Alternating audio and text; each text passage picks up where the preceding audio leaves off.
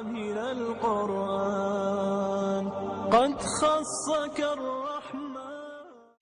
پھر اسی طرح یہ ہے کہ اگر رات کو جنابت کی وجہ سے غسل کی ضرورت تو اس کے لیے شرط نہیں کہ سحری سے پہلے کیا جائے.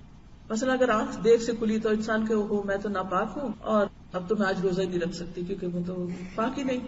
اگر ناپاک بھی ہے تو کوئی بات نہیں, سحری کھا لیجیے اور نماز سے پہلے آپ غسل کر سکتے ہیں. بہت سے لوگوں کو یہ مسئلہ نہیں معلوم ہوتا جس کی وجہ سے بعض اوقات وہ روزے میں خلل کر جاتے ہیں.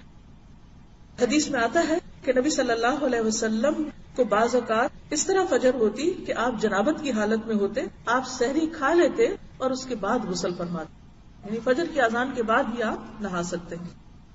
اگر کوئی عورت رمضان میں فجر کی اذان سے پہلے حیض سے پاک ہو جائے اور غسل کا وقت نہ ہو تو پہلے روزہ رکھ کر بعد میں غسل کر سکتی.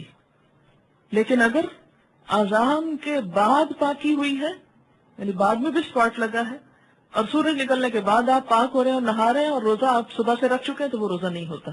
حضرت ابوبکر بن عبد الرحمن رضی اللہ عنہ سے روایت ہے کہ میں اپنے والد کے ساتھ حضرت عائشہ رضی اللہ تعالی عنہا کی خدمت میں حاضر ہوا.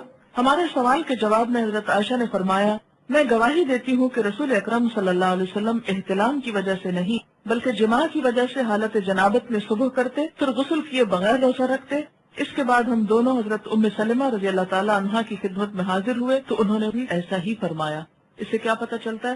حالت جنابت میں سحری کھائی جا سکتی ہے اگرچہ نماز سے پہلے نہانا ضروری ہے, پھر نماز نہا کے پڑھی جائے گی. اسے بخاری نے روایت کیا ہے.